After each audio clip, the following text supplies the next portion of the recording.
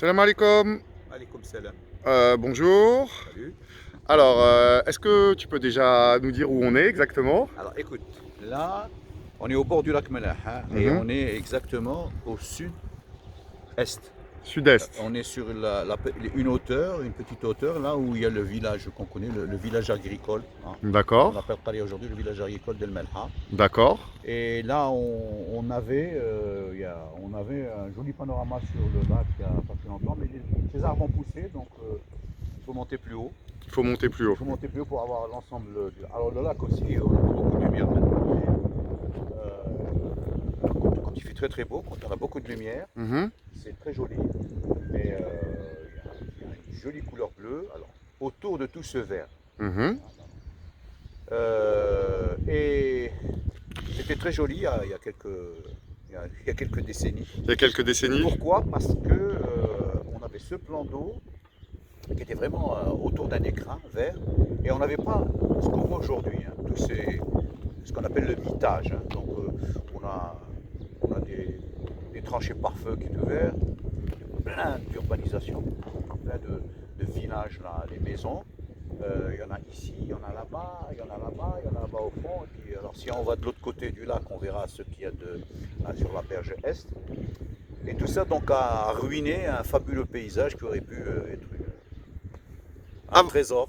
Avant d'entrer un peu plus dans, Ouais, dans le sujet, il y a les gens qui t'écoutent là, oui. ils doivent se dire, mais qui est ce monsieur? Alors, est-ce que Ah, tu peux succinctement, rapidement, on aura le temps d'un peu plus s'étaler oh. sur le sujet, parce que Alors, moi, je pense que tu es quelqu'un, je pense que tu es une personnalité très dans l'écologie algérienne qui est discrète, ouais. mais mine de rien, Ah, ben, ton parcours est très très intéressant. Alors, présente-toi, s'il te plaît. d'accord, ok. Alors, bon, mon nom c'est Bab Ahmed et mon prénom c'est Rafik. D'accord. Mhm. Alors je suis, on a commencé le lac Mellah, j'aime bien parce que je suis arrivé dans la région ici hein, il y a 40 ans D'accord. et je suis arrivé justement pour m'occuper d'un projet de développement de l'aquaculture. Il y a 40 ans. Hein. Il y a 40 ans. Il y a 40 ans, il faut le dire aux gens, l'aquaculture algérienne a commencé il y a une bonne quarantaine d'années. Il y Hein. a une bonne quarantaine Ouais, d'années, alors ça a commencé sur ce lac et puis le lac Oubeya qui est derrière nous là. qui est juste derrière nous. Et, euh, et donc je suis venu pour m'occuper un peu euh, bon j'ai fait, bon c'est un peu ma formation académique. Voilà, on va commencer par Voilà, ça, par le début. j'ai fait de l'hydrogéologie. Tu as fait de l'hydrogéologie. L'hydrogéologie à Oran, hein, c'était à l'époque une référence. Hein. Les hydrogéologues algériens le savent. Je suis une référence. Et je suis venu là dans le cadre du service national et on a travaillé sur ce lac pour le développement de l'aquaculture et puis en découvrant la région, là je me suis dit merde c'est pas possible. J'ai dit merde, hein, tu coupes après. Hein. Ouais, bien sûr, pas de souci. Bon, donc je me suis dit, donc cette région, il faut absolument en faire quelque chose parce que c'est merveilleux. Moi, j'imaginais pas qu'il y avait une région pareille en Algérie. Hein. Bon, c'est vrai que je suis originaire de Bjaïa, que Bjaïa c'est une référence aussi en matière de nature. Mais là, j'ai été absolument époustouflé en arrivant dans le coin. Et D'accord. donc voilà. Donc ensuite, à partir de là, voilà, j'ai commencé un peu à travailler ces questions D'aquaculture. d'aquaculture, mais je suis même devenu, on a créé une unité, je suis devenu son directeur. Mhm. Et ensuite, bon, je raconte pas, ça marche jamais très bien dans ces histoires-là, donc j'ai commencé à m'occuper du parc national de Qala, donc j'étais un peu à l'origine de ce parc. Très bien. Et donc je suis venu, il y a eu le parc national, dont je me suis occupé pendant une bonne dizaine d'années. Voilà. C'est quel Je me suis occupé si tu du dois mettre parc des dates. fin 84 à fin 80. Ah non, au début 92. Hein, voilà. D'accord. Ah non, juin 92. 92, 94. 94 réellement. Hein, voilà. Donc pendant une bonne dizaine d'années, le parc, je me suis un peu battu pour le monter, hein, parce qu'il n'existait pas encore. Donc, et quand je suis parti, il existait. Tu as oublié de nous dire qu'il y a plein de gens qui te connaissent sous un autre nom, parce que Ah, tu as une autre ouais. profession quand même, qui est... Oui. et là aussi, tu as été un des pionniers, à mon humble avis. Ah bon. Bah ouais, tu as été quand même... Moi, je pense que tu fais partie des premiers journalistes environnementaux en Algérie, non? Je sais pas, je peux Tu pas. es quelqu'un de modeste, tu vas Oui, sûrement me dire que je sais non. pas. Mais en tout cas, voilà, on te connaît sous le pseudonyme de Slim Setri. Oui. Et là, tu officies juste El Watan ou dans El d'autres? Watan, uniquement El Watan. D'accord. Ça fait Uniquement combien de El temps Watan. que tu... Ouh là, ça fait juste avec la création d'El Watan, hein, donc ça remonte à, je sais pas, 91, 92, 91. 91, voilà, ça fait Donc ça fait bientôt 30 ans. Ça fait bientôt 30 ans 30 que tu écris Ouais, des articles ouais, et ouais, c'était... tu as toujours été avec thème focal l'environnement ou Non, alors mon deal avec les gens d'El Watan, enfin, qui ont fini par être des amis, hein, forcément depuis le temps, c'était que je m'occupe un peu d'environnement, mais comme je suis ici, comme j'étais à la CAL, on m'a ensuite demandé si je pouvais bien couvrir l'actualité régionale, donc devenir le correspondant. Voilà. de toute façon, Donc, l'environnement, ouais, l'environnement, de toute façon, c'est tout ce qui nous entoure, que nous entourons, qui nous influence et que nous influençons. Donc, quelque part, parler du quotidien, parler de l'actualité, l'écologie, c'est quand même aussi la science des interactions entre les habitants. voilà. Donc Bon, l'un dans l'autre. l'un dans l'autre, voilà, c'était cohérent.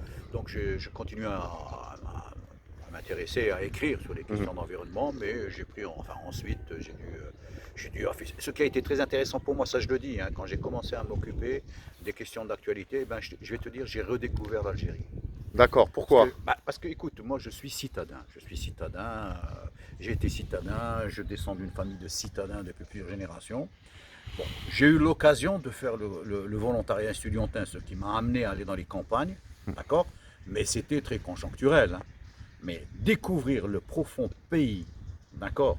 Et ces problèmes-là, c'est d'abord de vivre ici, mais ensuite de m'intéresser aux problèmes des gens, aux problèmes de la société, et avec tous les travers des élus, des responsables et tout ça. Et voilà. Et ça t'a permis, Oui, oui. ça t'a permis même, je pense, de voir sous un autre prisme des problèmes des fois aussi environnementaux. C'est lié parce que j'ai l'impression que l'aspect sociologique, en Algérie, on est très, très technique hein, quand on parle d'écologie, d'environnement. Et j'ai l'impression que l'aspect sociologique, c'est un petit peu l'enfant pauvre en fait de l'écologie algérienne, à moins que je me trompe. Écoute, il n'y a pas que l'aspect sociologique, hein. D'accord. Il n'y a pas que l'aspect sociologique, hein. L'environnement est l'enfant pauvre des Algériens, hein.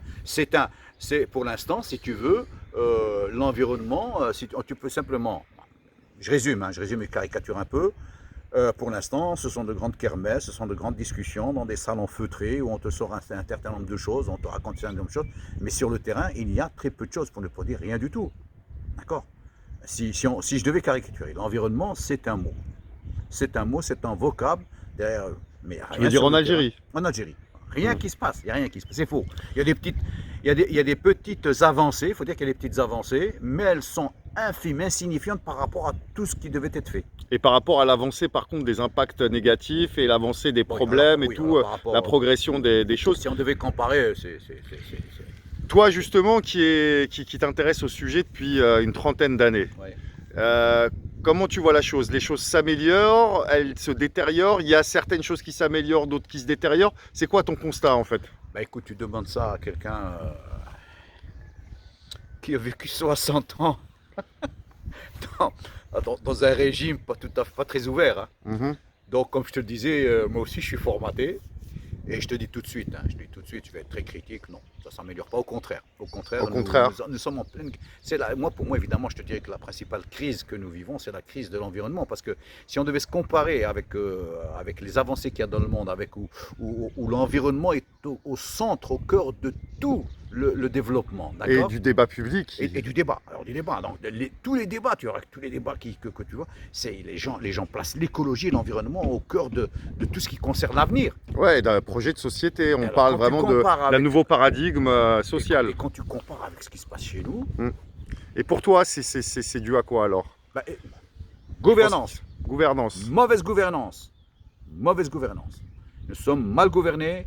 Et bon, maintenant, de toute façon, on le sait de manière concrète. Hein. Concrète, ouais. Voilà, depuis un certain nombre de mois, les gens qui nous gouvernaient, ils étaient là surtout pour s'en mettre plein les poches. Hein, c'est ce qu'on les a appelés d'ailleurs, et c'est bien le mot que je l'avais utilisé, mais je l'aime bien maintenant, il est repris un peu partout. Maintenant, on les traite de prédateurs. Prédateur. Un prédateur, et quand on fait référence à Predator, le film Predator, là, c'est magnifique parce que c'est vraiment l'image qu'il donne maintenant. Hein. D'accord. Mais cette image, moi je la connaissais, je le savais que c'était. Tu l'as lu sur le terrain en plus. C'est incroyable le gaspillage que nous faisons de nos ressources naturelles, quelles qu'elles soient. Mhm. Quelles qu'elles soient. que ce soit l'eau, que ce soit le terrain, que ce soit le sol, que ce soit l'air, que ce soit la végétation. Nous sommes des gaspilleurs. Et ce gaspillage, cette utilisation effrénée des ressources naturelles, eh ben, elle est drainée, hein, elle est entraînée par l'accaparation. D'accord. Le fait que les gens veulent s'accaparer du terrain, s'accaparer des marchés, s'accaparer des projets. Moi, j'appelle ça le dévorement durable. Ah, c'est pas mal. Voilà, le dévorement durable. Voilà. Je la retiens, celle-là. Elle est pas mal, celle-là. Alors, justement, on va essayer maintenant d'être un peu plus factuel, Ouais. et on va se servir justement de... Bon, si on a choisi de commencer, parce que je suis venu ici 2 jours pour profiter de ton expérience, et puis Ouais. on va faire plusieurs entretiens, Inch'Allah. On commence ici, on va justement expliquer les choses par j'allais dire un cas d'école, mais en tout Oui. cas par un cas pratique. Alors, explique-nous un petit peu justement l'histoire de ce site sous le prisme du dévorement durable. Très bien. Alors, alors lui, il a bien été dévoré, celui-là. Voilà. Écoute, alors, le lac Mella, c'est une petite perle, hein, c'est l'unique lagune d'Algérie, hein. Alors, lagune, ça veut dire quoi? Ça veut dire que c'est un plan d'eau où on a les eaux douces et les eaux marines qui Qui se mélangent, mélangent, hein. voilà. Et alors, ça donne un milieu tout à fait particulier, ça donne un milieu extrêmement riche, hein. Extrêmement riche. Donc, il y avait il y avait de la biodiversité, mais il y avait, si tu veux, une production primaire extrêmement intéressante. Qu'est-ce que tu entends par production primaire? Alors, Excuse-moi pour les c'est tous les plantes qu'il y avait aquatiques, tous les petits crustacés qui vivent dessus, et tous les poissons qui, tu vois, il y avait le fond, hein, d'accord, il y avait le fond, hein, du lac qui était tapissé par des algues. Enfin, il y avait d'autres endroits où c'était complètement du sable. Il y avait d'autres populations qui s'installaient dessus. Donc c'était extrêmement varié parce qu'on avait des tapis d'algues, on avait des tapis de sable, on avait un peu de vase. Donc toute cette variété de fonds faisait que bon, l'écosystème, le milieu est extrêmement riche et avait permis d'abriter un certain nombre d'espèces extrêmement intéressantes. C'était bien conservé jusqu'à quand alors? Alors écoute, ça a été conservé, je peux dire que c'est resté assez stable avant que l'on s'amuse, avant qu'on commence à s'amuser pour des histoires dont je pourrais te parler, avant que l'on commence à s'amuser avec la section, parce que du chenal, ce qu'on appelle le chenal, ce lac est lié à la mer par c'était un ancien oued. D'accord. Un ancien oued, parce que tous nos oueds, là, toutes les zones humides comme ça, ou les plans d'eau qui sont côtiers, ont un exutoire vers la mer. Donc, d'accord. Alors, lui avait son exutoire naturel vers la mer. En fait, il y a une petite plage, et puis ensuite, il y a à l'époque coloniale, quelqu'un qui était là, qui était l'exploitant de ce lac, a jugé bon de modifier un peu, mais il a modifié un peu, mais sans modifier, si tu veux, la section, c'est-à-dire que la tranche d'eau qui rentre et qui sort. Je crois que déjà il savait à l'époque. C'est-à-dire que cette tranche d'eau pouvait permettre un équilibre, un bon équilibre entre les eaux douces et les eaux marines qui arrivaient dans le lac. Et ça faisait donc des eaux saumates qui favorisaient, si tu veux, cette explosion de vie. Et à ce moment-là, il y avait des espèces comme le loup et la dorade, hein. Il y avait 5 espèces de mulets. Hein. Il y avait 5 espèces de mulets. Hein. Donc, 5 espèces de mulets. Alors, je vous parle. Il y avait du loup, de la dorade et du turbo. La sole. Hein, la sole, mais bon. D'accord. Voilà. Ça, c'est pour. Plus l'anguille. Je ne parle pas de l'anguille parce que. D'accord. Et alors, quand est-ce que ça a commencé à se détériorer alors? On a commencé à s'amuser quand il y a des gens qui se sont dit tiens, ça va être la zone pilote du développement de l'aquaculture en Algérie. Donc il y a des grandes idées. Et alors, quand il faut développer, tu vois, quand on vient développer, quand on fait du développement, comme tu dis là, donc il faut faire les choses en grand. Bien sûr. Alors, donc, la première des choses qu'ils ont fait, c'est qu'ils ont touché à la section dans le chenal. Ils ont dit, s'il faut faire plus de poissons, il faut qu'on ait plus d'eau. Et pour avoir plus d'eau, donc on va. Et ils ont touché à la section, et ça, c'était le crime absolu. Absolu. Voilà, le crime. Là, ça a été le détonateur. Et là, à ce moment-là, les eaux marines sont entrées avec plus grand volume, un plus grand volume d'eau marine. Et ça a complètement modifié, si tu veux. La recette magique, elle a été modifiée, d'accord. Et au lieu d'avoir du poisson, on a eu des méduses. Beaucoup de méduses. Et donc, si tu veux, le milieu s'est appauvri. Il a complètement changé. La mer est un désert. Hein. La mer est un désert biologique à cause de la salinité qui est à 33%. D'accord, c'est un désert. Bon, tu as un peu de vie le long du littoral, la mer. Il y a de la vie parce qu'il y a des rochers. Mais en haute mer, c'est un désert. Hein. Il n'y a pas de vie. Et là, donc si tu as une salinité qui se rapproche de celle de la mer, automatiquement tu as. Et je alors recrée un désert, là. le meilleur indicateur, le meilleur signe, c'était quoi? C'est bon, nous avons été obligés de nous intéresser aux oiseaux parce que les oiseaux Ce sont des bioindicateurs? sont des bioindicateurs qui nous donnaient toutes les informations sur la nature et la santé du milieu. D'accord. Les crustacés aussi, mais les Non, oiseaux non, aussi, les d'accord. crustacés, il faut les chercher, les oiseaux. D'accord. Une jumelle, tu fais Ok, ton alors, temps, hein. vas-y, suis Alors, il y avait le pas cours mal- de donc, ta il y avait pas pensée. mal, on regardait, donc là, j'ai appris à reconnaître les oiseaux, à pouvoir décrire leurs activités, parce que leurs activités permettaient aussi de tirer un certain nombre d'informations. Et la meilleure preuve, c'est qu'aujourd'hui, il n'y a plus d'oiseaux qui viennent. Surtout les plongeurs, les canards plongeurs, parce que les canards plongeurs mangent ce que mange aussi le poisson. D'accord. Ils mangent sur le fond. Plongeurs, non. Plus de plongeurs, ce qu'on a, qui vient encore un peu, ce sont des canards de surface, c'est-à-dire que les canards qui vont venir se reposer un peu et puis faire de la Ouais, donc ça toilette. prouve qu'il n'y a pas de richesse en dessous, C'est quoi. fini, ça veut dire Voilà. qu'en dessous, plus C'est rien. mort, ouais. Voilà, il n'y a plus rien. Par exemple, donc ça c'est l'exemple du lac Melun. Alors ça, je te parle du milieu lui-même, hein. Ouais. Maintenant, je ne te parle pas de tout ce qu'il y a autour, avec toute cette urbanisation. Mhm. Toute cette urbanisation qu'il y a autour qui finit. Pourquoi on a urbanisé ici et... Parce que Sachant que c'était- c'est le dévorement, comme tu dis, ce dévorement, Mm. le développement tel qu'il est compris chez nous, Mhm. c'est vas-y, Vas-y. construis, vas-y, fais n'importe où, n'importe quoi. Il n'y a aucune maîtrise, tout le monde Il n'y a sait que aucune maîtrise, chez aucune nous, vision. Il n'y a pas de maîtrise. Il n'y a pas de vision, il n'y a pas de plan, il n'y a pas de planification, il n'y a rien. C'est vas-y. Mais alors toi dans tout ça, quand tu es arrivé avec l'aquaculture, tu veux dire que tu as participé au début, quand, oui. tu as participé à cette dégradation au début? J'ai pas compris. C'est possible, hein, possible que. Mais j'ai toujours évité, bon, étant hydrogéologue, Mhm. que l'on touche à la section, qui est le. D'accord. D'accord. Mais il y a eu des. Enfin, les activités qu'on a eues, on n'a pas beaucoup changé, hein. D'accord, ok. Ce qu'on a fait à mon époque, c'est surtout essayer d'organiser un peu le traditionnel. Donc, on a changé un peu les choses, hein. On a fait. Il y avait un piège, un piège fixe qu'on appelle bordic. Mhm. Bon, là, ils se faisaient ils utilisaient beaucoup de grillage et ils utilisaient du grillage métallique. Par exemple, l'innovation que j'ai amenée, c'est de mettre du grillage plastique. D'accord. Qu'est-ce que ça a apporté?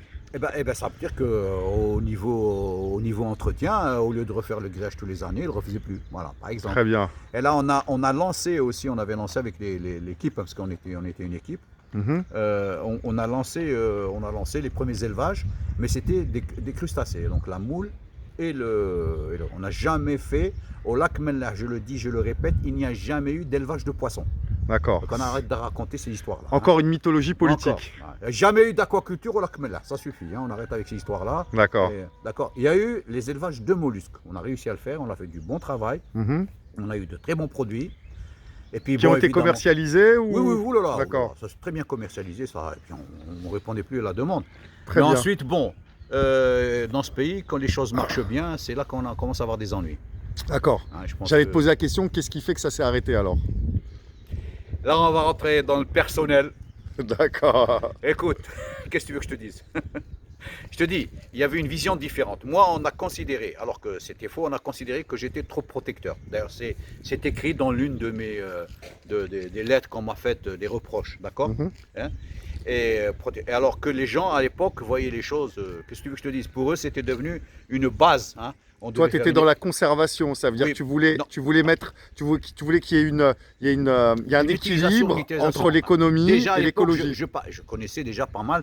Je connaissais par exemple la stratégie nationale de la conservation, je l'avais. Hein, D'accord. et donc je connaissais très bien ces textes. Je me suis dit, bon, c'était l'utilisation rationnelle. Moi, je militais pour l'utilisation des ressources. D'accord. Et je savais qu'il fallait pas trop. On ne joue pas avec Il y a ce des genre de seuils à milieu. pas dépasser. Hein, oui, mais on ne joue pas, on ne s'amuse pas avec ce genre de milieux qui sont extrêmement fragiles et vulnérables. D'accord. Ça, je le savais. Mhm. D'accord. Et bon, ben, c'est ce qui est arrivé, quoi. Les gens, il faut écloserie, trucs, machin. Enfin, ils sont bien Toujours le contents. gigantisme. Le gigantisme, hein, voilà. les grandes idées, et puis on te les impose. Les grandes idées appliquées par des petits esprits. Pas mal, ça aussi. Tu vois, je crois que Je note. on je note.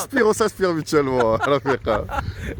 D'accord. Donc voilà, c'est fini. J'ai eu des tas d'histoires, compréhension, tout ça, évidemment. Tout ce qui ne marchait pas.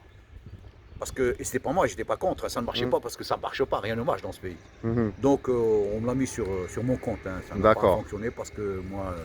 Mais je t'ai dit, hein, je suis sorti 15 jours après, parce qu'en même temps, quand j'étais là, je travaillais aussi, je collaborais avec les gens qui venaient du ministère de l'Environnement, enfin, c'était à l'époque, c'était le ministère de l'Hydraulique, des Forêts, de l'Environnement, qui venaient parce qu'il y avait le parc national qui était en préparation. Hein, donc je savais, et donc comme ils venaient beaucoup me voir et on discutait beaucoup, donc je savais que puis donc une fois que je suis sorti de là, je suis allé directement au parc national. Parc national. Voilà. D'accord. Bon, avant d'aller au parc national, on fera un entretien autour de ça. On Oui. va revenir ici.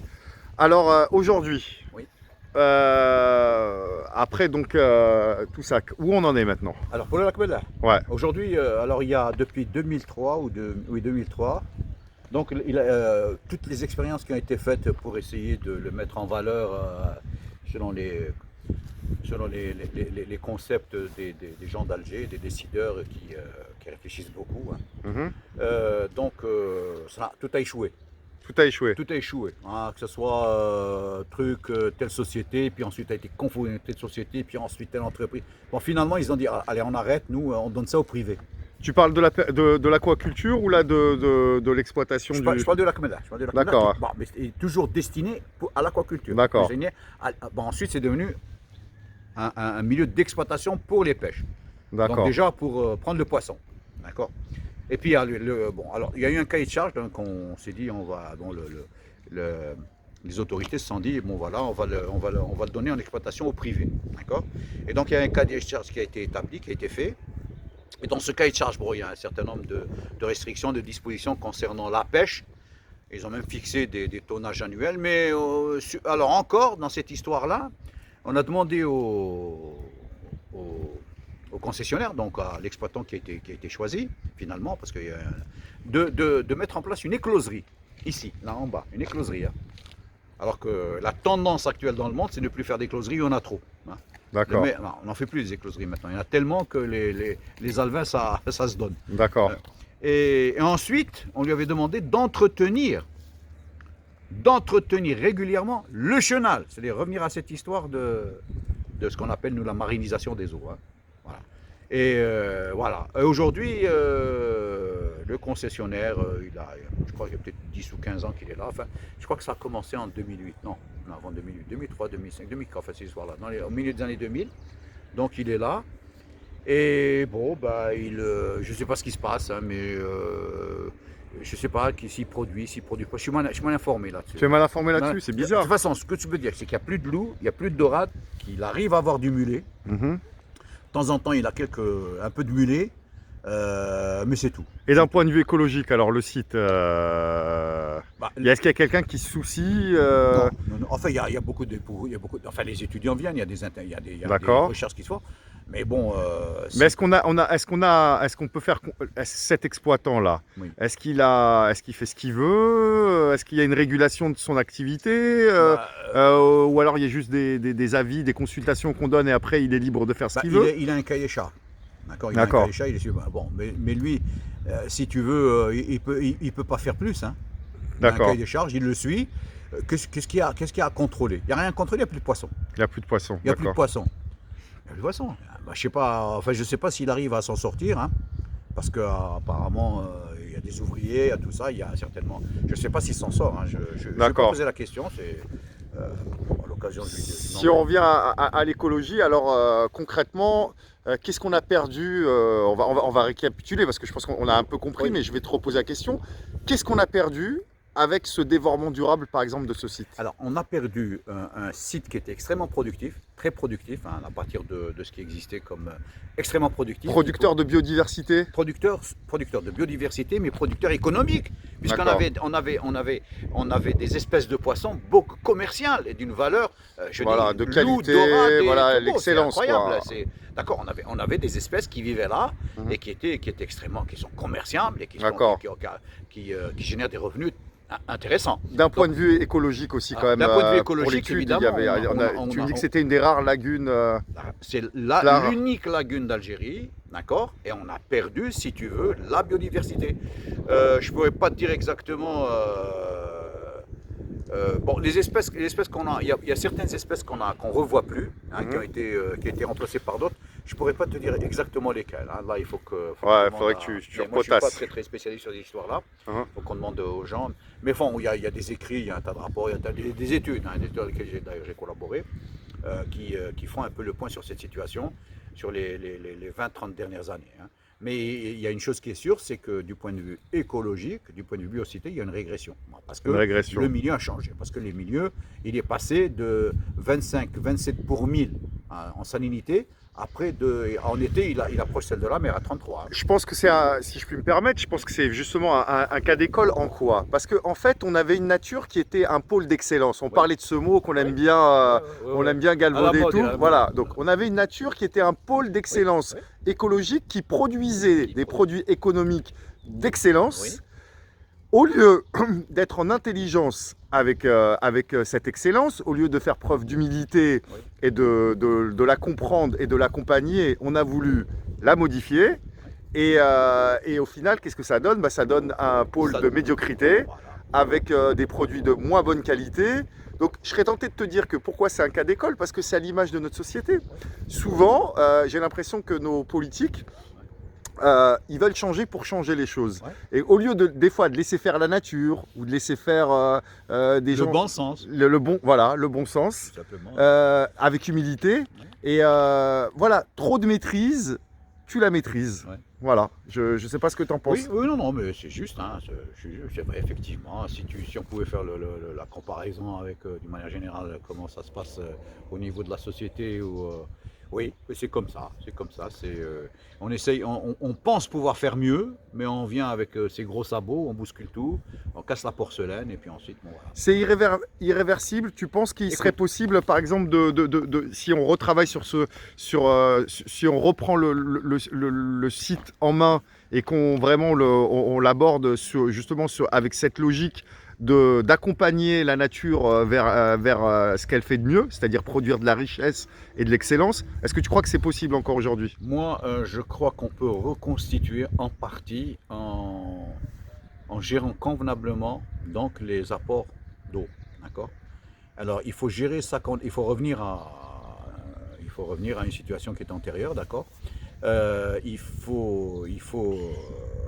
pense que c'est réversible. Il y a deux choses qui sont importantes. Il faut revenir à ce qu'on sait des apports hydriques qui viennent des trois ouettes qui arrivent au lac, d'accord? Parce qu'eux-mêmes, à un moment donné, sont détournés. Ils étaient détournés parce qu'en amont, on fait des cultures, et ces cultures ont besoin d'eau. Et ces cultures, elles aussi, se sont étendues. Donc, il y a eu défrichement. Et le défrichement a entraîné donc une extension des parcelles. Et évidemment, ça fait plus d'eau en été. Donc, on a pompé l'eau sur les ouettes. Et puis ensuite, il y a cette histoire de bien gérer des volumes d'eau de mer qui rentrent régulièrement et d'une manière différente selon les saisons. Là, il faut bien régler tout ça, hein. C'est une vraie petite balance, hein. C'est une balance qu'il faut régler. Il faut retrouver l'équilibre qu'il y avait. Et je pense qu'il est possible de reconstituer. Parce que je pense qu'il y a de la résilience, hein. Quand je dis résilience, c'est que je suis sûr qu'avec un milieu qui a su résister aussi longtemps, hein, parce que quand je parle de ça, je parle avant qu'il y ait la première ouverture, donc à la période coloniale. Hein, je pense que si c'est un milieu qui est resté, parce qu'on m'a toujours dit qu'on pêchait du loup et de la dorade à profusion, d'accord? Donc s'il a tenu après une première ouverture qui n'était pas très grosse, hein, qui n'était pas très grande, hein, c'est 3 mètres, maintenant elle fait 6 mètres. Donc je pense que il a pu, après l'ouverture à 3 mètres dans les rochers, on a pu encore trouver la présence d'un certain nombre d'espèces dont je te dis qui ont une valeur commerciale intéressante. Il est possible que si on revienne en recherche et on retrouve l'équilibre qu'il faut, qu'on puisse donner l'occasion à certaines espèces de revenir et de réapparaître. C'est un site qui est touché par la pollution. Est-ce que justement, si on va d'un point de vue holistique, est-ce que il y a de l'agriculture dans le coin? Oui, il y a beaucoup d'agriculture. Voilà. Bon, mais alors là, tu me poses une bonne question, parce que je vais t'expliquer, ça tombe très bien. Je suis content quand je pose des bonnes questions, moi. Ah oui, oulala. Écoute, L'une des premières choses pour lesquelles on avait, je me souviens, j'avais fait un papier là-dessus il y a longtemps, hein, dans les Moudjahid. Hein, D'accord. et en tant que, j'étais pas journaliste pour là, mais j'ai écrit un papier pour. Là, il y avait ce village venait d'être installé et les eaux usées étaient complètement déversées dans le lac. Hein. Waouh. Déversées dans le lac et là, donc et à la suite de ça, on a décidé l'installation d'une station d'épuration qui est là-bas pour ce village. Alors, ça, c'est dans les années 82, 83, 84. Je n'étais pas encore d'accord. Donc, on a gueulé. Ils ont fait. Alors, je vais te dire, cette station, quand ils l'ont achetée en 83, 84, elle a coûté 300 briques, 300 millions. Elle n'a jamais fonctionné, jamais marché. Il y a une dizaine d'années, ils reprennent tous les travaux, ils reprennent entièrement Tous les travaux, ouais. cette station pour 17 milliards. Elle est toujours à l'arrêt. Elle est toujours à l'arrêt. Et les eaux se déversent dans le lac. Encore.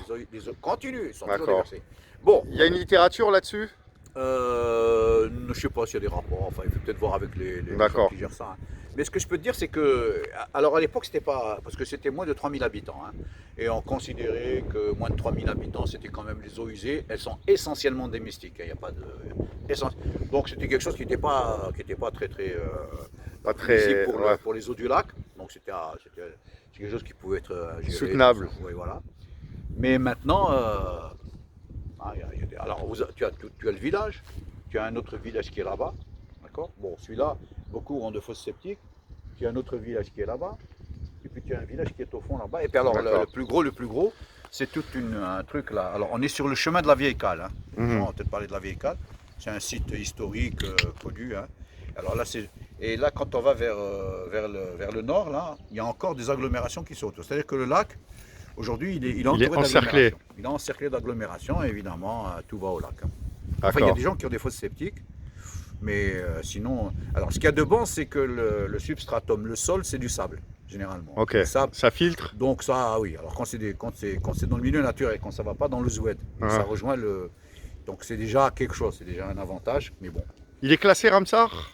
Oui, il a été classé Ah, Ramsar. parce que ça, il faut que tu nous parles aussi un petit peu de Ramsar. Parce que je suis désolé, d'ailleurs, on va conclure sur ce truc. On va aller sur un autre site. Oui. Mais quand même, Ramsar, Oui. moi, je trouve qu'il y a beaucoup. Déjà, on va expliquer aux gens qui ne connaissent pas Oui. le classement Ramsar. Qu'est-ce que c'est? Alors, Ramsar, donc je vais prendre dès le départ. Hein. Donc, c'est un traité intergouvernemental.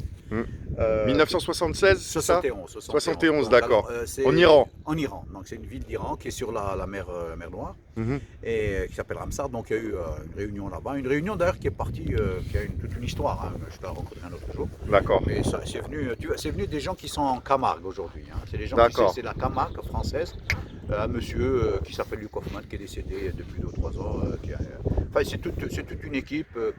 Dans les années 60, début des années 60, ils avaient commencé à comprendre l'utilité des zones humides et ils se sont dit qu'il faut faire quelque chose à l'échelle mondiale pour essayer de les sauver parce qu'elles étaient en pleine, tu sais, il y a 2/3 des zones humides mondiales qui ont disparu dans les dernières 150 ans. Ouais. C'est terrible, c'est terrible. Bah, parce qu'il y a aussi, il faut voir on a changé l'état d'esprit vis-à-vis des zones humides, parce que pendant très très longtemps, on les voyait plutôt comme comme les marais, tout ça, comme des nids à maladies. Ouais, Pour l'agriculture, c'est ça. On a longtemps eu un paradigme totalement différent. Ça fait justement depuis cette période qu'on a revu notre vision des zones humides. Oui. D'accord. Donc on Ramsar. considérait qu'elles étaient inutiles, qu'elles n'étaient pas rentables. Voilà. Que Même qu'elles étaient nuisibles des fois. nuisibles, maladies, tout ça, même maléfices, en bref. Oui, mais ça c'est bon, mais ça a vraiment évolué. Mais alors, ce que je veux dire sur Ramsar, donc ce traité intergouvernemental, alors, au départ il avait énoncé, hein, quand les zones humides, au départ c'était important, ça avait commencé par il y avait un critère qui était le critère ornithologique. Hein, D'accord. Elles étaient très importantes Pour les oiseaux. pour les oiseaux dans leur migration, les oiseaux d'eau, hein, Voilà. dans leur migration. Donc on considérait qu'une zone humide qui abritait une Elle rendait un population service écologique important. important. Et puis maintenant ça a évolué. Maintenant ce n'est plus le critère ornithologique, il y a l'hydrobiologie. Voilà, il y en a 8, c'est ça? Il y en a Même combien? l'esthétique, pardon. Il y en a 8 de critères, c'est ça? Je me souviens plus très bien. Moi, je crois mon que- souvenir, c'est attends, ça, c'est entre huit, 8. Par exemple, Garbes El Hadja, ma région, elle en a 5, 5 ou 6 sur les 8. je sais Et El plus. Khala, je sais que El Khala, c'est la région en Algérie qui est la mieux classée Oui. par la Convention de Ramsar. Mais je crois que c'est 8, hein. Peut-être qu'il y en a d'autres maintenant, 9. En tout cas, Attends. ça dépasse. Ça Oh, je sais dépasse plus, je sais plus. Il ça- faut que je revoie ça, mais je crois que c'est aussi autour de 8. Oui, je crois que c'est 8. 8 ou 9. Oui, c'est ça, oui. Voilà. Alors, donc Ramsar, si un État Hmm. qui est Signe signataire, cette convention. ouais, euh, L'Algérie, c'est Et années c'est- 80, c'est ça 82. 82. Ça a commencé avec El Khala, justement. Ah oui, oui, les premières voilà. zones humides, c'est le lac Oubaïra, le lac Tonga. Voilà, on va y aller là. On va y aller tout à Ouais. l'heure. Et donc, si tu veux porter, si tu considères que tu as une zone humide D'importance. qui répond à la définition de zone humide d'importance internationale, donc tu demandes à la porter sur la liste Ramsar, qui est un label, si tu veux. Mhm. Et donc là, tu fournis les informations, tu fais un truc, tu fais une fiche.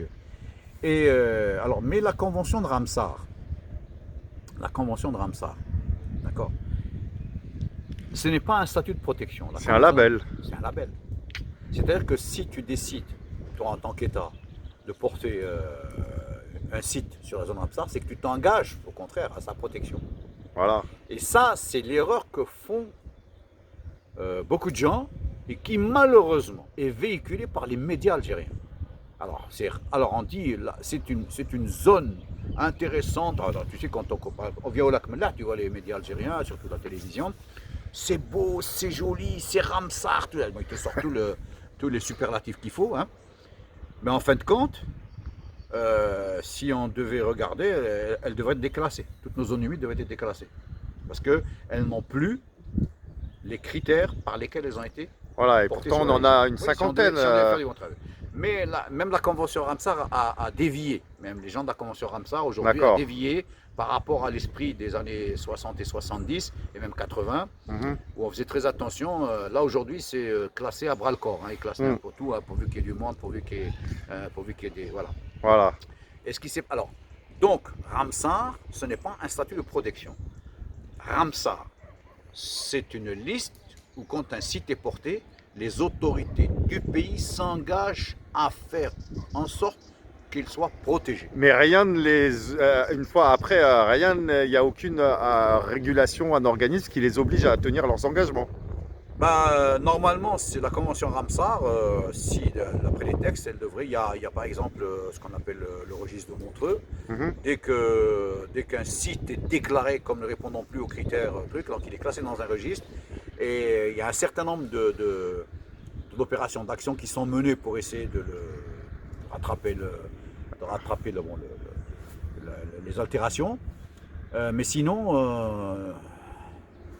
Ouais. il n'y a pas de suite. Hein, Il y a pas de suite, ouais. ouais. Donc c'est la limite. Voilà. C'est la limite de ce genre de convention, de Voilà. label. On se cache il est classé derrière. dans un registre, on dit il est mal en point, il faut faire quelque chose, il faut qu'il y ait un plan spécial, voilà. Et ça ne va pas plus loin. Ça va pas D'accord. plus loin. Parce qu'en fait, la perversité de la chose, c'est qu'aujourd'hui, quand on va nous dire, et je vois où tu veux en venir, c'est que quand on dit ah, ce site est classé Ramsar, il a été classé à une époque, on sous-entend en fait qu'il est encore, c'est encore un site de qualité, ouais, que c'est encore un site qui a peut-être un travail qui a été fait et tout, alors qu'en fait, concrètement, aujourd'hui, c'est juste une illusion. Oui, aujourd'hui. Alors, mais bon, c'est Bon, exploité. Hein, on c'est exploité schématise, par les médias, c'est un petit exploité peu. par les autorités, c'est exploité c'est exploité, hein, parce que c'est Ramsar, donc Ramsar, vas-y, Ramsar par là, on donne du Ramsar partout. Hein. Mais en fin de compte, Ramsar, c'est et puis c'est une série d'obligations qui est faite. Hein. Et moi, je sais pas, je connais pas de zone humide en Algérie où on a fait des efforts. Hein, Ouais, des moi non efforts, plus. concrets pour essayer de la préserver, pour essayer d'éviter que ça devienne un cloaque, que ça devienne une décharge publique. Qu'est-ce qu'il faudrait faire alors à la FIR? Parce que souvent les gens, tu sais qu'on est fort pour les constats. Je sais que c'est pas. Je te réponds honnêtement, Ouais, il faut faire le hirak. d'accord. Et ben tu sais quoi? Ça va être notre première conclusion. Et oui, d'ailleurs, il faut intégrer, et je pense que ça, c'est peut-être quelque chose dont on parle pas assez, mais la question environnementale, je trouve que pour l'instant, elle n'a pas trop été abordée par le Hirak d'ailleurs. Alors, est-ce que c'est faute d'une conscience je vais te dire, hein, on parlait d'El-Watan tout à l'heure. Ouais, Alors, je vais te dire, à un moment donné, tu sais, El-Watan a fait plusieurs sondages auprès de ses lecteurs, hein. ouais, Et un jour, on a été vraiment surpris que dans le sondage des lecteurs, l'environnement était une des préoccupations de mineurs. ouais. Et pourtant, le lectorat d'El-Watan, Ouais, il est. hein, Ouais. d'accord, c'était une préoccupation mineure des Algériens. Et D'accord. ouais. Pour l'instant, l'environnement, Ah, parce que le pouvoir l'a voulu ainsi, parce que les autorités, l'environnement, il est cantonné aux aspects de santé publique. d'accord. L'environnement, c'est je ne veux pas avoir la poubelle dehors, je fais attention aux cross connection, là. Voilà, c'est tout, hein. C'est l'environnement chez nous, c'est la santé publique. D'accord. L'eau, pas de déchets, tout ça. Mais la dimension, si tu veux, qui est celle de la biodiversité, celle de protéger les espaces et les espèces, parce que ce sont des ressources naturelles inestimables, Mhm. d'accord. Avec ces écosystèmes qui fournissent des services gratuitement, Mhm. si on les laisse fonctionner, ils sont beaucoup plus rentables que si on les détruisait. Ça, Ouais. c'est connu. Donc ça m'azale. Et puis même, la rentabilité, elle est aussi, je suis désolé, Oui. vivre entouré par une nature belle, Oui. inspirante et tout, ça permet aussi d'être peut-être, de créer de la beauté, d'être inspiré et d'être plus productif aussi, quelque part. L'esthétique, on en parle L'esthétique, peu. ouais, voilà. L'esthétique. Tu sais que je suis de l'école de la préservation, moi. L'esthétique est fondamentale pour Voilà. l'homme. D'accord. Le rôle de l'esthétique, je te parlais des paysages. Ouais, Là, on aurait pu gagner un fric fou, rien qu'avec les paysages, hein, en arrangeant un peu au lieu de ça. Si on avait fait des constructions bien intégrées, si on avait bien fait des petits villages, ces petites maisons qui sont disséminées un peu partout, les défrichements qu'il y a là, les taches que tu vois dans la montagne, là, les défrichements que tu vois, si on avait fait attention à tout ça, si on les appelle.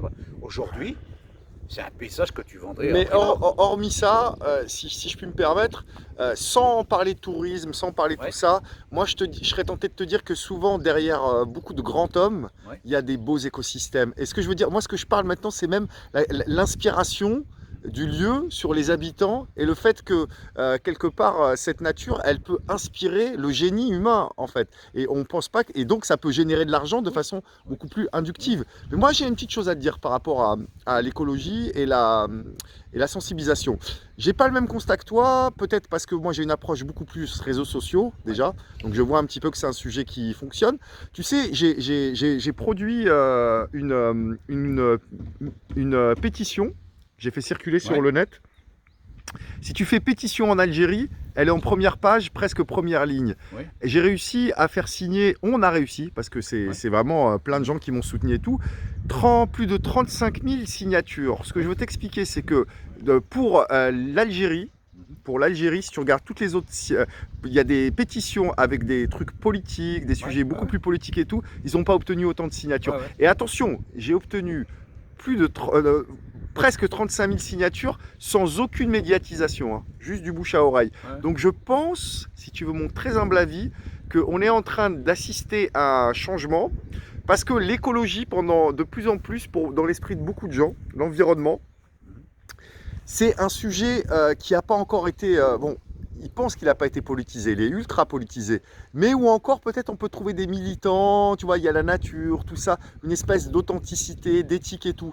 Et aussi, on arrive à un stade où quand même la problématique, elles sont visibles.